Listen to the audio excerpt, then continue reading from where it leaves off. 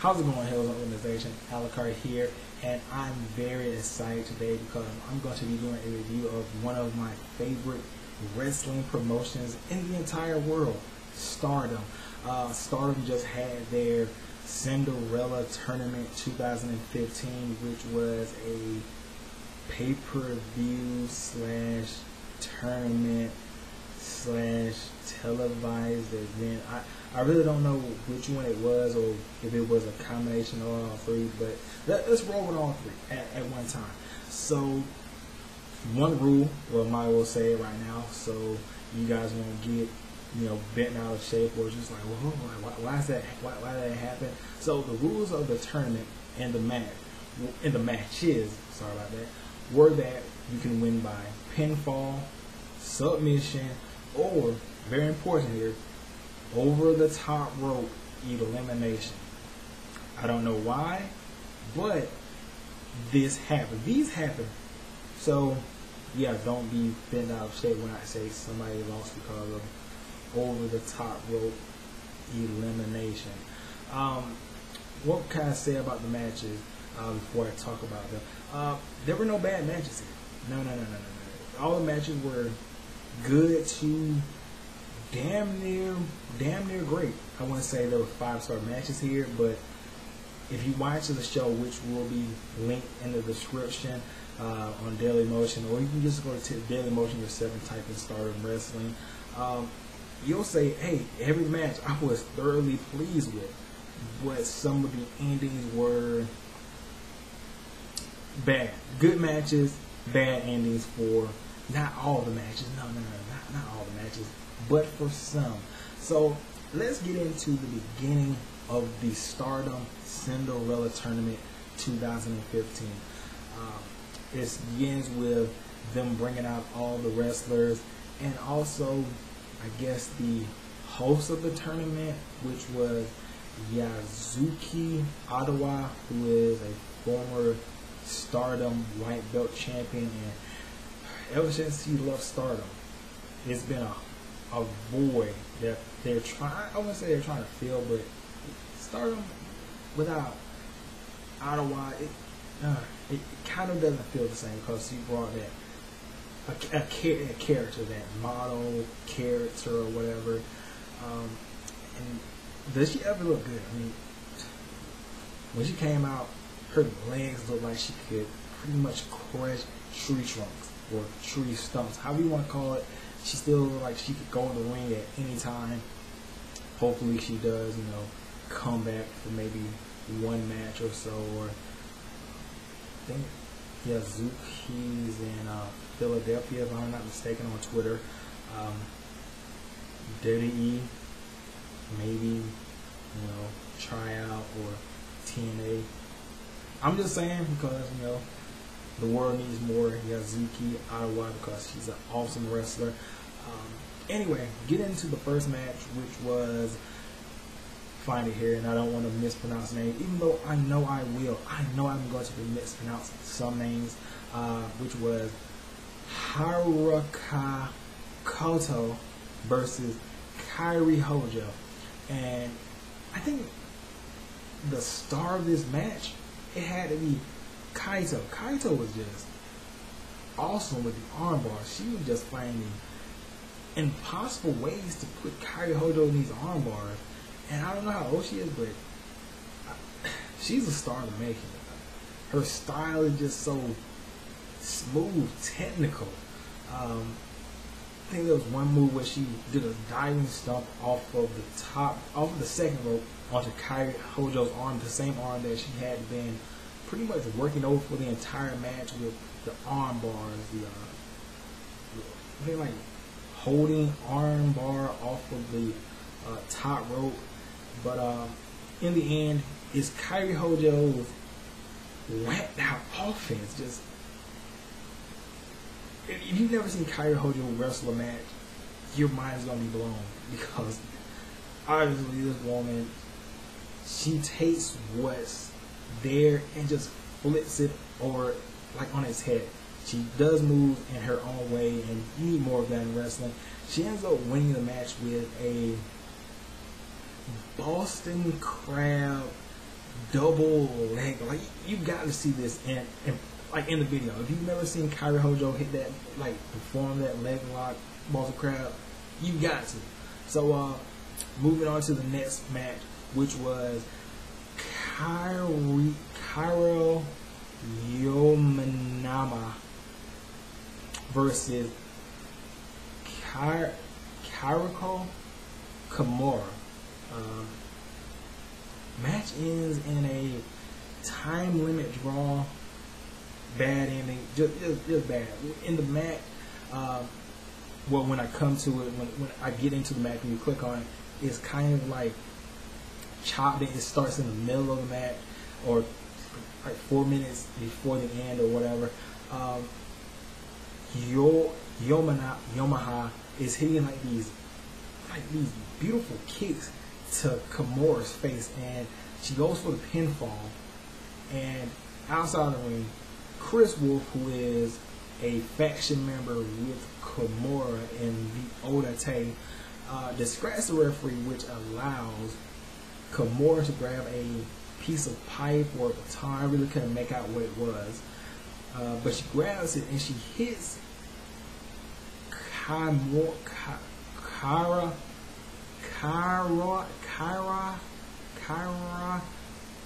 hits her with it, and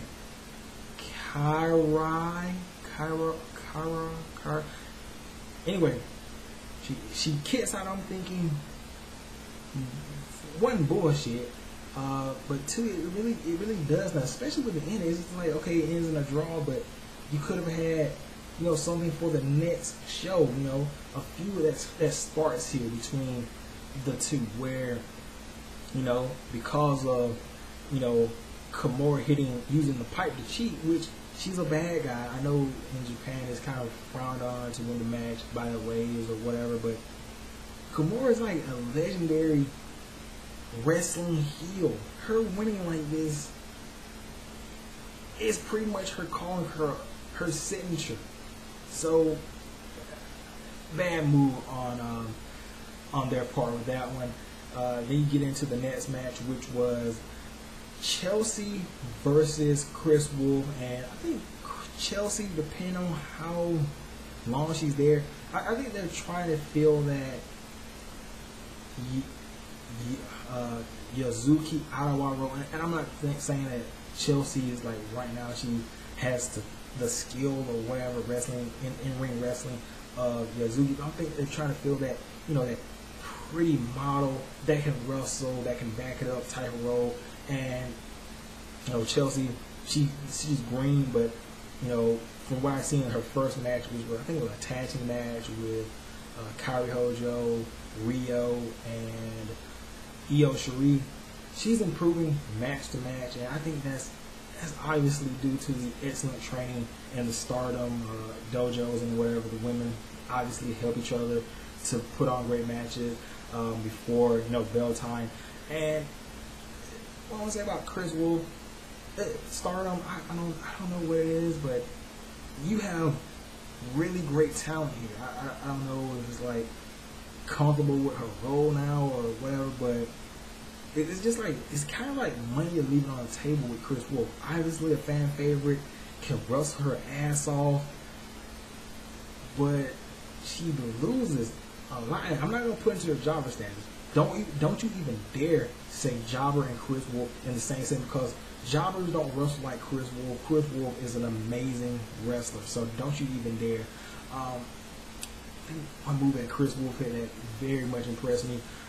She did a lot of impressive moves, but the one that really caught my eye, she was fighting with Chelsea. She had a high kick, went down to the low kick, came in for sort of like a bicycle kick. Chelsea caught that, got out of that, and came down for finally a trip kick. Excellent. Chelsea, I know she said she was looking for a finisher. She found it. In this match, she hit this sick axe kick to Chris Wolf. Like they're fighting, she hit like a front kick to Chris, first of all, and then Chris kicked her in the hamstring or whatever, the thigh. And then she just came back with this it wasn't flush because it came like scraping over her face. But if she could get that down and just like go up top on people, just right in the head, just like when Ottawa used to hit it. You never seen Yuzuki Ottawa hit that axe kick. She was tagging women in the top of the head. It just felt like she was cracking coconuts. If she can get that down, Chelsea, ball game. She has the finisher, but the match ends with Chelsea getting a top rope cross body, and I think she's going to be using that as a nothing wrong with cross body, but I think it would be better. Just an opinion, you don't have to go with it, but I think Chelsea using the ass kick would be a lot better. And like, hear the fans, like, go back and watch the match. The fans were like, as soon as she hit it, she was like, oh. But when she hit the cross, I was like, oh. It was almost dead silent. So I think the axe kick would just fit her more. Anyway, moving on to the next match, which was Mayu versus Thunder Rosa. Mayu ends up getting the victory with a poisoned hurricanrana. Sort of like a surprise upset victory. Thunder Rosa had nothing to be ashamed of in this match. She was pretty much putting on a wrestling clinic, and I don't want to be that guy, but damn, Thunder Rosa, fucking high. Just something about her aura and the way she was wrestling, like so crisp and fiery. Just a good package. Anyway, like I said, Mayu wins with a poisoned hurricanrana pin. Then you move on to the next match. Starfire versus Sunrise Cayman. Starfire ends up winning this match with the package power driver. The fuck? And this wasn't like some wimpy package power driver. This was... I'm watching, I'm like, is she protecting her neck? She just dropped her. Just pop, flat, flush on the neck. Even though I know Starfire did protect her, it just looked brutal. Just, you gotta see it. Like I said, Starfire wins against Sunshine Cayman with a devastating power driver, package power driver. I think, did I talk about, yes, the other first round match, which was Ryo Hazuki versus Momo. Is it Momo? It's Momo Watanabe. Ryo won this match, and not just like by the wrestling, but she won it by overall better character. Ryo Hazuki is evolving. She's not only gotten better in the ring, but she's gotten better as a character and everything like that. Just ever since, like, I forgot now. My favorite wrestlers, ever since At Love, Ryo Hazuki has really taken over as the best character in Stardom. I'm not saying best wrestler. I'm talking about best character. She fits that mean girl role so well, and then she's adding on good wrestling on top of it. That's a tough thing to beat. Ryo ends up getting the victory with a top rope senton. So moving on to the second round, one of the first second round matches was Mayu versus Starfire. Good back and forth match. Starfire losing this match. I think they were fighting on the top rope. Mayu gets knocked down, and then Mayu runs to the top, sort of like a springboard or whatever, and like bicycle type kicks or just kicks or whatever. Starfire off of the top rope, over the top elimination. Pretty good. Then you get the next match in the second round, which was Chelsea versus Io Shirai. And when I first saw this match, I was like, too early. It's like throwing. I'm not gonna say. Okay, it's like throwing a fish into a but no. Shark. If they were doing that, that would be Chelsea versus Kimura. That would be the Shark. It would be. It's like throwing a fish into a pond with a dolphin. I think that's a better analogy, maybe.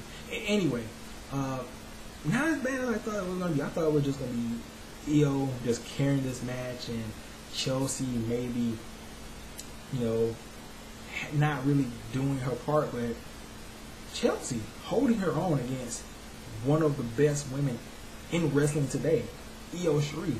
It's not like no carrying. She held herself down, did some good wrestling moves. Like I said, there's potential there with Chelsea. She stays there for, I don't know how long, Stardom, like 2-3 months. When she comes back to America, she should be on every promoter's list, depending on, you know, whatever. So Io Shirai wins the match with a beautiful moonsault. Moving on to the next one, which was, trying to find these in order, Koguma versus Ryo Hazuki. These two have fought before. This match, probably not as good as their first encounter, but still a good match. Koguma, this one move she hits, I think she only does it with Ryo. I haven't really seen too many of the matches because, you know, this is in Japan, I live in America. Koguma goes for this German suplex. Ryo counters into a front row, a front row pin. Koguma holds on and then hits a beautiful bridging suplex. Match ends with Koguma ramming Ryo's head into the corner post or whatever. Goes for the Cold Bear. I'll call it the Cold Bear. It was Maylin Red Powerbomb, but he called it Cold Red. I'll call it Cold Bear until I figure out what she calls it. But the Bear Code, Cold Bear, whatever. She hits a jump down powerbomb, and it was kind of, I want to say, it was sloppy, not on her part, but it was sloppy because, I don't know if Ryo was used to taking that move, but when Koguma went for the roll through to the powerbomb type of thing, she held onto the ropes kind of stiff, and it looked like she almost sat down on Koguma's neck, but Koguma was powerful enough to just power through and just like fuck, and just powerbomb her down. Good match, like I said. Then you move on to the, let me see if I can find the next one. I think that was all in the second round, if I'm not mistaken. Okay, yeah. Now we're down to the final four. This is where it gets interesting, people. Let me take a break, get some water. Alright. So the final four are Kairi Hojo, Koguma, Mayu, and Io Shirai. So let's get into the first match. Kairi Hojo versus Koguma. Koguma was just going absolutely insane. No, that was the other match. No. Was it? I think she hit. Well, anyway, a good match. Kind of I want to say a weird ending, but it's a surprise ending because remember what I said about over the top rope elimination. So Koguma knocks over Kairi Hojo over the top rope. Kairi Hojo's hanging on for dear life, and Koguma, this is the first time she's done this. She beats Kairi Hojo by drop kicking the rope away. Well, drop kicking Kairi Hojo off the ropes.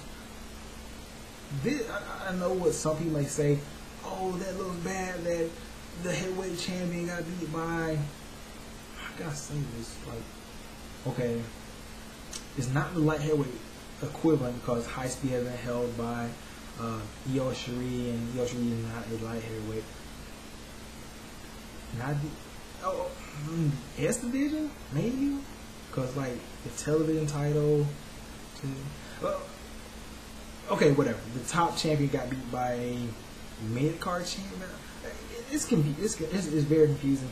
No, because this was a legitimate back and forth match where either woman could have won the match, but it's just by this weird circumstance and Koguma using the rules to her advantage won the match. It doesn't make Kairi Hojo look bad. No, because she put in a very valiant effort in the match. It's just Koguma kind of getting one over on Kairi Hojo due to the rules. Then move on to the next match, Mayu versus Io Shirai. Getting the match, Io just absolutely devastates Mayu with that drop kick where Mayu's just like twisting in the screamers, and Mayu gets blasted with the drop kick.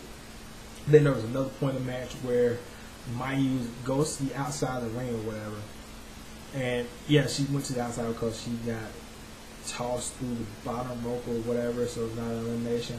And Io Shirai comes just barreling through the ropes, not over the top, by the way, through the ropes, and just hits this like it was a suicide dive / body press. It was like watching a beautiful car wreck happen in the air. It just, Io Shirai, I know this match was supposed to be like the battle of the high flyers, but nobody flies like Io Shirai. She just like she has the technical skills, like as far as in ring and stuff like that, the the groundwork, but she just like doesn't give a fuck as far as high flying. I mean, I think I don't know if she doesn't do any more of that. She used to do like this high flying moonsault stomp or whatever. That was fucking amazing. And then the stuff she does in the ring is just like, are you even human? They try to build Mayu as a high flyer. I don't want to say Mayu is a high flyer. She's more, she falls into that Finn, I don't want to say Finn Balor, Prince, she more of that Prince Devitt type of style. Like, yes, she can high fly sometimes, but for the most part, her offense is pretty much ground based. It's just like, it's a surprising when she goes to the top rope or whatever. And Mayu ends up winning this match in a weird way, just like it was just like, so both of them are fighting on the top rope, and looks like Io Shirai is about to hit a C4 from the top rope. Mayu gets the idea to grab Io Shirai, and both of them take the dive off of the top rope. Where it gets interesting here is that Mayu pretty much, I think, outsmarted Io Shirai, or that's how I don't know if it was supposed to look like that or it just did, but maybe desperation, because it doesn't look like the C4 was about to happen. Either way, so she grabs her. They both go jumping off the top rope, the top turnbuckle, and Io Shirai's feet hit first before Mayu's hit the ground, eliminating Io Shirai first and moving Mayu to the finals.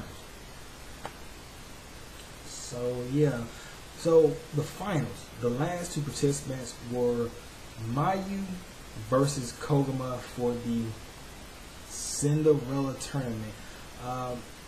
This match, if William Regal was watching, I'm pretty sure he had jizzed his pants 45 times. Not due to sexual content. No. The bridging that these two women did, simply amazing. Whether it was Mayu's dragon suplexes, Koguma German suplexes, just bridging all around. There was not a dry pant left in William Regal's house by the end of this match. By the way, if you didn't know, William Regal loves a very good bridge. You know. Anyway, like I said, good match. Mayu ends up winning with one of the sickest, like, amazing, like, dragon suplexes I've seen. So she grabs Koguma by the waist, and like Koguma, like, is a very high waistline, and Koguma's like legs are like around Mayu's waist. Mayu grabs her up by the neck into like a dragon suplex.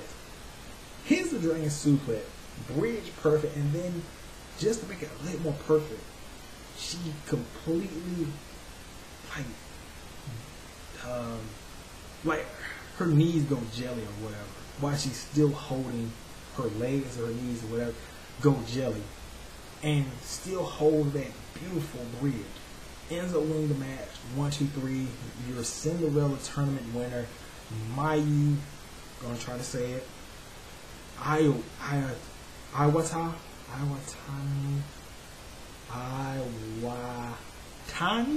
Mayu Iwatani. Anyway, so celebration. Yazuki Awa comes out with the gown. Mayu goes to the back, puts on the gown, and I guess a surprise to Mayu, they give her the opportunity to challenge any champion that she wants, and she picks Kairi Hojo for the next pay-per-view or event for Stardom.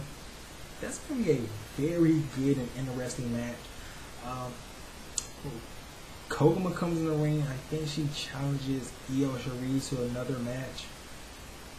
That's going to be a good match. But my question to you, Stardom, drop of water, refreshing. What's up with the white belt? I know Axe was the last one to hold it, and I know you're trying to, I don't know if you're trying to be nice or you're trying to make people forget about it, so you just have 2 or 3 belts. But it's time to hold a tournament for that belt. I'm sure Act will understand. I think somebody like maybe a Chris Wolf or maybe I think is Nikki Storm coming in next week or so, or a month. I think Nikki Storm would be the perfect person to hold that white belt. You know, she's in a country outside. I forgot what the name for people like that. But she's a country outside of Japan, outsider. She talks very well on the mic. She can be an excellent heel, and then you're gonna have a one of your top faces after her heel run or whatever the belt, take it from her. So there's an opportunity, either Chris Wolf or Nikki Storm. I'm just saying, but looking forward to the future Stardom events. Still don't know what's going to happen with the tag team belts because they haven't been defended in a while. Kairi Hojo and Nanae Takahashi, they need to defend those belts soon. I don't know how they're going to fit into the schedule with Kairi Hojo being a damn good heavyweight champion. I don't know. I'm trying to think of a tag team they could put together to take them away from them that would be legitimate. Anyway, that's looking too much into it. But anyway, really awesome show. I recommend that everyone watch the matches because Stardom, they are on the rise and they put on damn good wrestling. I think that's really the only thing I need to say. So anyway, I'm gonna get out of here. I'll catch you guys later.